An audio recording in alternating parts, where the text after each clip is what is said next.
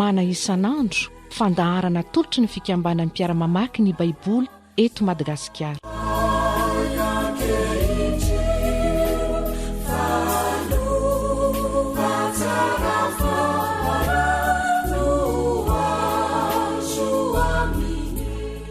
Faly miona aminao indray ry havana tonga eto amin'ny fotoanany mana isan'andro ary dia mirary mandrakariva ny fitahin'Andriamanitra ao antsika rehetra eo ampiarahana mandinika ny teniny. Manohy ny Salamo 5:100 sika anio, andininy 2:20 ka hatramin'ny andininy 2:30. Alohan'ny amakitsika izany nefa dia mbola iara-mivavaka isika angataka ny fanahin'Andriamanitra indray mba hanazava ny fosin'ny saintsika mandrakariva ny amin'ny hoe inona indray Andriamanitro ny tenao ampianarina anio fa mangetaetany ahy te hianatra ny mombanao aho. Angataka ny fanahy masina isika hitaridarana antsika eto am-pandiniana ny teniny. Atolotrainao Andriamanitra rainay eo ny dera sy ny laza ary ny voninahitra, fisaorana vokatry ny fonay tokoa no ny anomezanao anay ny teninao, teny fiainana, teny manazava ny sainay, mampahafantatra anay zava-miafina zay tsy ho fantatray na aiza ivelan'ny teninao. Ary misaotranao zay fa na dia rakotry ny aiza na aza ny tany fa nilony tongotra izy fanazavana ny lalanay ny teninao, ka dia misaotra Tompo. Mangataka aminao ary zay anio raha mbola andinika indray ny teninao mitenena aminay ianao. Sokafo ny fo ny saina ny fanahinay rehefa nahamasin'Andriamanitra ho mpampianatra tsara. Ianao no aoka nazava ny sainay andraisana ny anatra avy aminao dia ho voninahitra ny anaranao ny fiovampiainana raisinay vokatry ny fahalalana ny teninao. Amin'ny anaran'i Jesosy Tomponay no anaovanay izany vavaka izany. Amen. Salamo 5:100 andininy 2:20 ka hatramin'ny andininy 2:30. Vakintsika amin'ny anaran'ny Tompo izany. Fa ianao Jehovah Tompo, miasa ho ahy noho ny anaranao. Vonjeo aho fa tsara ny famondramponao. Fa mahantra sy malahelo aho, ary ny foko dia voatsindrona ato anatiko. Lasa tahaka ny aloka mielina aho, roahina tahaka ny valala aho. Efa malemy ny lohaliko ny fifadikanina, efa miena ny ataviny nofoko. Ary izaho dia tonga fandatsana reny, mijery ahy izy ka mihifikify-do. Ampio aho Jehovah Andriamanitro, vonjeo araka ny famondramponao aho. Ary aoka fantany fa tananao zany, ianao Jehovah ononanao zany. Manozina izy ireo fa ianao kosa mitahy. Mitsangamenatra izy fa mifaly kosa ny mpanomponao. Mitafy enatra ny fahavaloko ka misarokenatra tahaka ny lamba. Hiderany Jehovah indrindra amin'ny vavako aho. Eny, eo amin'ny olona maro no hiderako azy, fa mitsangany ao ankavanany malahelo izy mba hamonjy azy amin'izay manameloka ny fanahiny.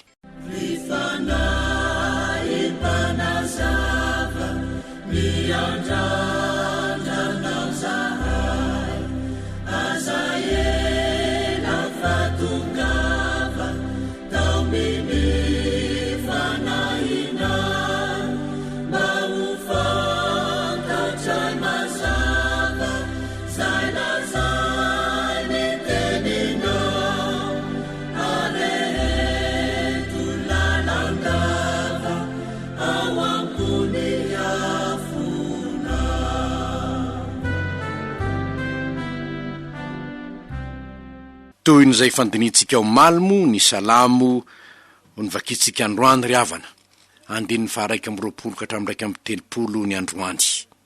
Ary ny fahamarena voalohany tsoatsika manomboka amin'ny andininy 2:20 dia ahitantsika tokoa fa vokatry ny zavatra zay nitranga tamin'ny Davida omaly dia hoy izy hoe mahantra sy malahelo aho, mahantra sy malahelo na Davida aza, nandalo fotoa sarotra tokoa teo amin'ny fiainany na de Davida aza. Mahantra sy malahelo aho izy, voatsindrona ny foko, roaina tahaka ny valala aho, miamahino ny fifadiakanina sy ny vavaka, latsain'ny olona, miifikify-do amiko ny olona. Zany no zavatra hitany, zany no zavatra iainany. De tsy hafa ny manao zany, fa ny ratsy fanahy fahitantsika ho malo ny mpamitaka ny mpankahala azy ny mamadika ny fitiavany, hitantsika am'izany ry havana. Fa na de Davida aza nandalo zava-tsarotra teo amin'ny fiainany. Eto koa aho de te hampahery anao fa angamba am'izao fotoana ianonao ty tenin'Andriamanitra ty zao de mandalo zava-tsarotra tahaka izany ianao. Angamba am'izao fotoana zay iresantsika ny tenin'Andriamanitra zao de miaina tahaka izay iainan'ny Davida koa ianao, de malahelo ny fonao, mahatsiaro ny tenanao mahantra ianao. Misy aza ry havana eo mpandefasana telefonina mila hevitra ny olona sasany, de tsy mahateny akory fa mitomany fotsiny ao amin'ny telefoninao. Mety mitranga tokoa eo amin'ny fiainana manko zany. Ary raha mijery ny Salamo 2:7 sika, de ahita koa olona nandalo tahaka izany. Ho manko izy amin'ny Salamo 2:7 hoe tahaka ny diera miana maniry ny rano anony no anireny ny fanahiko anao Andriamanitra. Mangetaetan'Andriamanitra ny fanahiko de Andriamanitra velona. Raha oviana no tonga ako aseho natren'Andriamanitra, ny rano masoko ny fiahiko andro amanalina, amin'ny anaovany ahy mandrakariva hoe aiza zay Andriamanitra ao. Ndraindray manko ry havana, to resy tokoa le Andriamanitra piaro ny olony, to tsy eo tokoa lay Andriamanitra nilaza hoe zaho Jehovah ny piaro anao hatramin'izao kao mandrakizay. Vao tao matanjaka ny ratsy fanahy, de tahaky ny mielina ny andro ny tsara fanahy, miifikify-do mijery ny tsara fanahy ny hafa. To izany ny zava-misy ny ainan'ny Davida zany. Ko raha sendra mitranga amin'ny fiainanao zany, azagage tsarovy, fa tsy anao irery no mandalo zany eto amin'ity zao tontolo zao ity. Raha mandeha ry havana namaky boky, de zao ny tenin'ilay mpanoratra hoe raha mitady irere ianao izy, jereo ny olona miadana kokoa noho ianao. Ary raha mitady ho kivy ianao, jereo ny olona marobe zay mijaly lavitra noho ianao. Mety izy tokoa anontany hoe aiza Andriamanitra ao eo e, aiza? Tahaka zao nahazo any Davida zao. Kanefa moa ve ny daraboka Davida? Tsy ry havana. Moa ve kivy Davida? Sanatry zany. Fa inona ny nataony? Fahamarena 2, vavaka amin'ny finoanan'Andriamanitra no herin'ny nentiny niatrika izany ady mpiainana izany. Vavaka amin'ny finoanan'Andriamanitra. Ny 2:20, fa ianao Jehovah o, miasao aho noho ny anaranao, vonjeo aho fa tsara ny famondramponao. 4:20, ampio aho Jehovah Andriamanitra, vonjeo araka ny famondramponao aho. Rehefa tratry ny ady mpiaina tahaka izany manko ny olona ry havana, dia maro no miazakazaka any amin'izay tsy tokony hiazakazana. Maro no mitady famonjena amin'ny tsy tokony hitadiavam-pamonjena. Any amin'ny zavatra toerin'Andriamanitra, any amin'ny fivavahana toerin'ny soratra masina no andehanany. Tsy zany kosany any Davida, tsy zany azy. Ianao Jehovah, vonjeo aho fa tsara ny famondramponao e, vonjeo aho araka ny famondramponao. Ny finoana tsy miaraka amin'ny vavaka manko ry havana, de mety mandisy fanantenana. Hoe za de mino am'izao e, mino fotsiny am'izao ah, mino ah. Fa anga tsy misy zavatra hitokina ndraiky finoana, mino inona, mino aniza. Inona ny orenan'izany finoko zany? Ary nahoana no saha manantena nahoana no sahy mino. Ianao zao ohatra anao fanadinana ianao amin'ny heritona, de ozy anao hoe za mino aloha fa ho afaka. Inona ny orenan'izany finoanao zany? Fa ny finoana anie ka tsy maintsy miorina amin'ny zavatra anankiray, fa manjary finonom-pona manko raha tsy zany.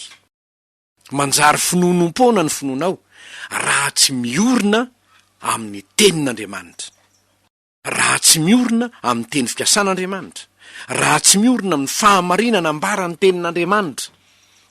Zao nefa ny zavatra marina, tsy afaka iorina amin'izany ianao raha tsy mahana fifandraisana mivantana amin'Andriamanitra tahaka ny Davida. Davida nivavaka amin'ny finoana izy satria mino ny famondrampon'Andriamanitra izy, nibebaka tamin'ny fahotana izy fantany zany, efa noraisiny ny famondrampon'Andriamanitra ary efa hitany teo amin'ny fiainany, nitsapainy ny tanany zany asan'Andriamanitra zany. Tena zava-dehibe, tena zava-dehibe ny fahalalana sy fifandraisana amin'Andriamanitra mba tsy ino foana ka anjary diso fanantenana. Tena zava-dehibe ny fahalalana sy fifandraisana amin'Andriamanitra mba tsy hino foana ianao ka ho diso fanantenana. Fa Davida vavaka amin'ny finoanany azy no nentiny niatrika ny ady mpiainany.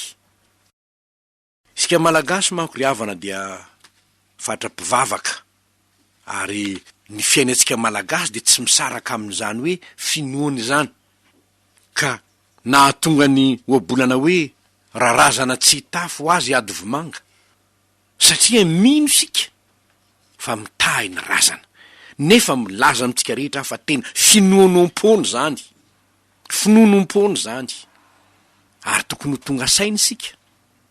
Raha ohatra ka mitahy ny razana, nahoana no velon'ny angalarin'ny zalany tolany, ary nahoana tsy aringany reny olona mandrava fasana reny, mangalatra lambamena.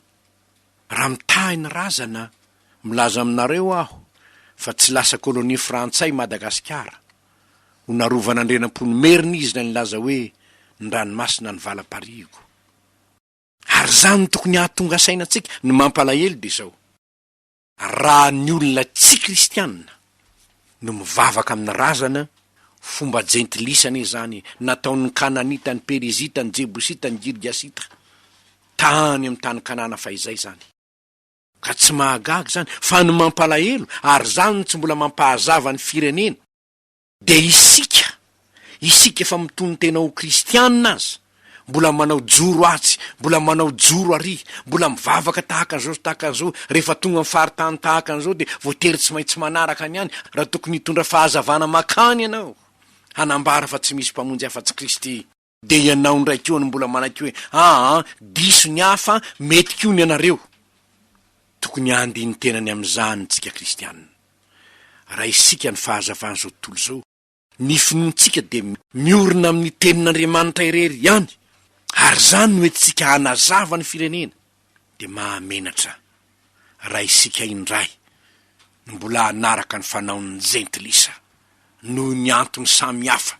Ka atao ahoana fa rehefa tonga ary amin'ny faharitany ery ianao tsinona tsy mananina sy anina raha tsy tahaka an'izao ka tsy marina araka ny soratra masina zany, tsy marina araka ny soratra masina zany. Filana vonjy ivelan'ny tenin'Andriamanitra zany, ary mahatonga anao tsy ho fahazavana, na de tianao aza no fahazavana, tsy afaka ny hanazava ny olona aho raha tsy Andriamanitra irery ny orenan'ny finoako. Palahelo moa ry havana fa ny inculturation, zany hoe na ny fampidirana ny fomban-drazana amin'ny fivavahana kristianina de eken'ny maro, nefa izany de tsy hafa akory fa paganisation, famerenana ny fivavahana kristianina ho amin'ny fanompoatsampy. Tsy eken'ny tenin'Andriamanitra izany, ary tsy misy tenin'Andriamanitra afaka manamarina izany zavatra atao zany. Toe-tsaina zay tsara alainy tahaka ny amin'ny Davida eto, vavaka amin'ny finoan'Andriamanitra irery ihany no nentiny miatrika ny zava-manahirana teo amin'ny fiainany, ny fanenjena nataon'ny olona azy, ny fankahalana, ny famaliany ratsy etsetraetsetra, izany nataon'ny olona azy. Fa izy anga ny lavonjy taizana taiza, honakany mpisikidi sy ny mpanandro ve Davida, honakany mitendrombohitra mivavahana tamin'ny razana sy ny vavahana tamin'ny bala sy astarta ve Davida? Tsy mandeha makany izy. Zava-dehibe ny orenany finoana ao amin'ny tenin'Andriamanitra dia ny tenin'Andriamanitra irery ihany. Fa ny fanarahana ny fanao zao tontolo zao sy ny fanekenana atao hoe compromis, atahoana fa de tsy maintsy mba manao an'izao tsinona fa ny tena mba tahaka an'izao ka de mba tiazo an'izao ka de tsy maninona fa de ry havana. Raha ny olona tsy kristianina ny manao zany, tsy mahagagana izany, fa ny mampalahelo raha isika kristianina no anamaizina indray ny firenena. Tenin'Andriamanitra ihany, finoana n'Andriamanitra irery ihany, izany no tokony orena ny vavaka zay tao antsika mba azahotsika miatrika amin'ny fahasahiana ny zava-misy amin'ny fiainana. Fa ny fahamarinana fahatelo de izao: miteraka fiderana an'Andriamanitra na de anaty zavatsarotra azy ny tena finoana. Miteraka fiderana an'Andriamanitra na de anaty zavatsarotra azy ny tena finoana. Fahamarinana fahatelo tsongainy zany fampaherezana antsika: hiderany Jehovah indrindra amin'ny vavako aho izy, eny eo amin'ny olona maro no hiderako azy. Na eo aza ny zavatra mitranga tamin'ny Davida, na eo aza ny fahoriana ny atra taminy, na eo aza ny zava-manahirana ny seteo aminy, rehefa ny vavaka izy dia nanome toky kosa hoe Andriamanitra hideranao indrindra aho amin'ny vavako, ary eo amin'ny olona maro no hiderako anao. Hoy ny 1:30. Raha nanaraka ny tantaran'i Jesosy sika ry havana, dia anankiray amin'izay manaitra ny mahita ao amin'ny Marka 4:20, 9:20, ny fitantaran'ny Marka azy. Voavina mipandray fanasan'ny tompo izy, ary fantany fandeha anatrika le fahafatesana izy. Anatanteraka le hoe tiano rako ny amin'ny fanekena vaovao zay arotsaka ao anareo famelan-keliko, fantany fa ho avy io fotoana io, hiatrika zavatsarotra ny Getsemandesy any Golgota izy. Zao ny voalaza nefa hoe dia ny hira fiderana izy aloha, hanatrika zavatsarotra izy. Vakitsika angeny Marka 4:20, 9:20 hoe zao ny voalaza ao. Marka 4:20, 9:20. Ary rehefa ny hira fiderana izy dia lasa nakany an-tendrombohitra Oliva. Lalana makany amin'ny tendrombohitra Oliva manko ry havana dia mandalo ao an-dohasahan'ny Getsemane. Ary ao an-dohasahan'ny Getsemane izy ny tena marina, saingy ny lohasahan'ny Getsemane dia ho potry ny tendrombohitra Oliva. Hanatrika inona Jesosy amin'io? Hanatrika ny ady mpiainana mafy izy.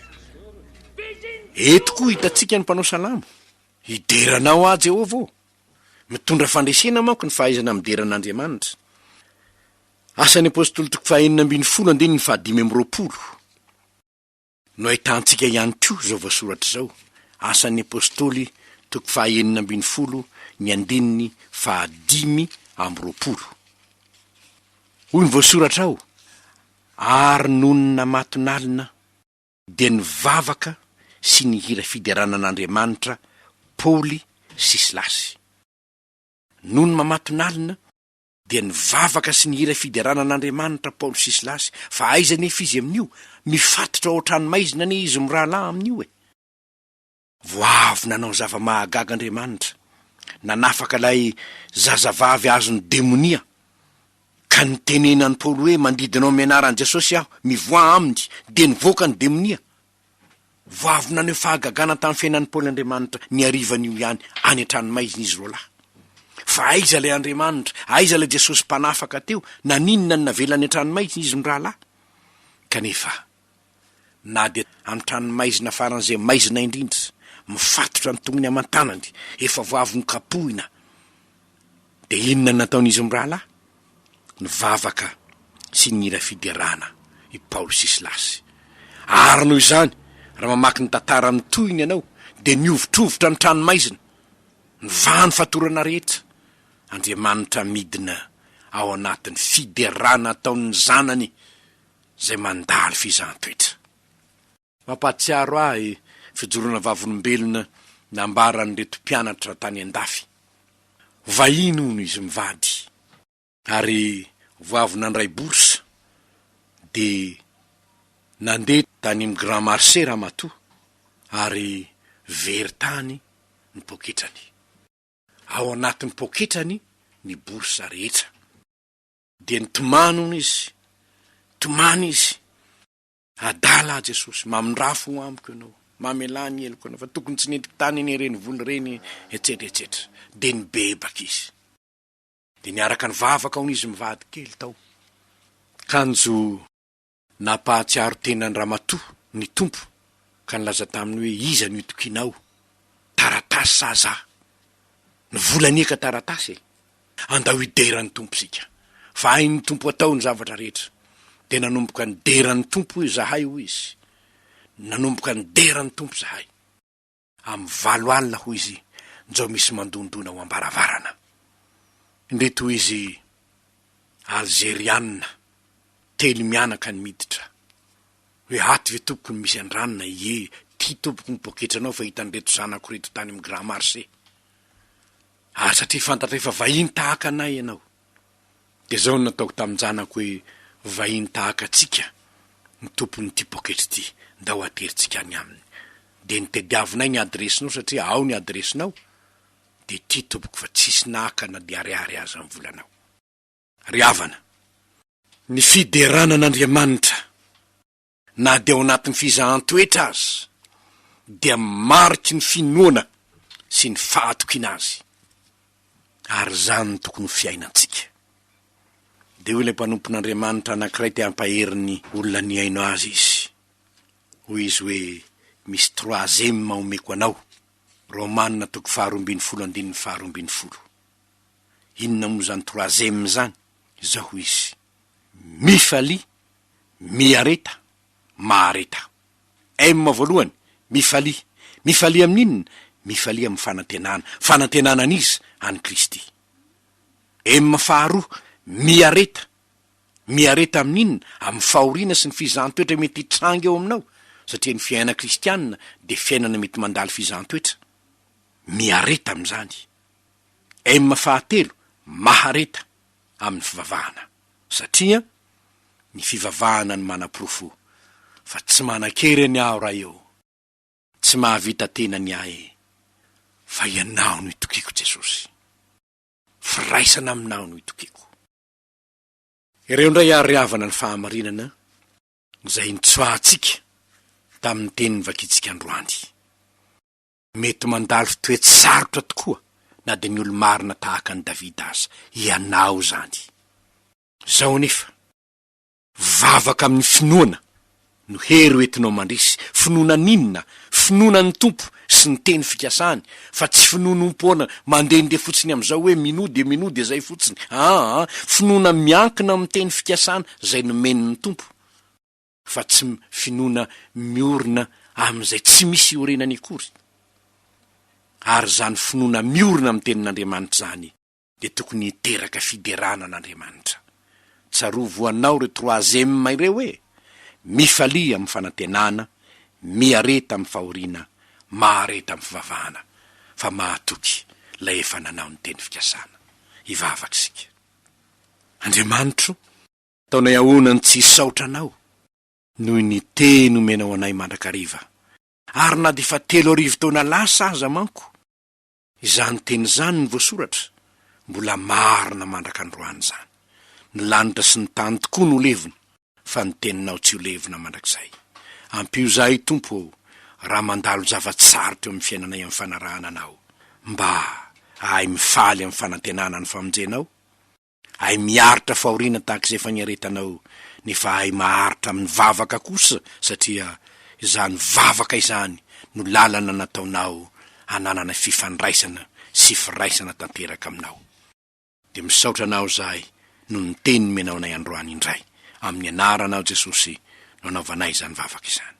Amen.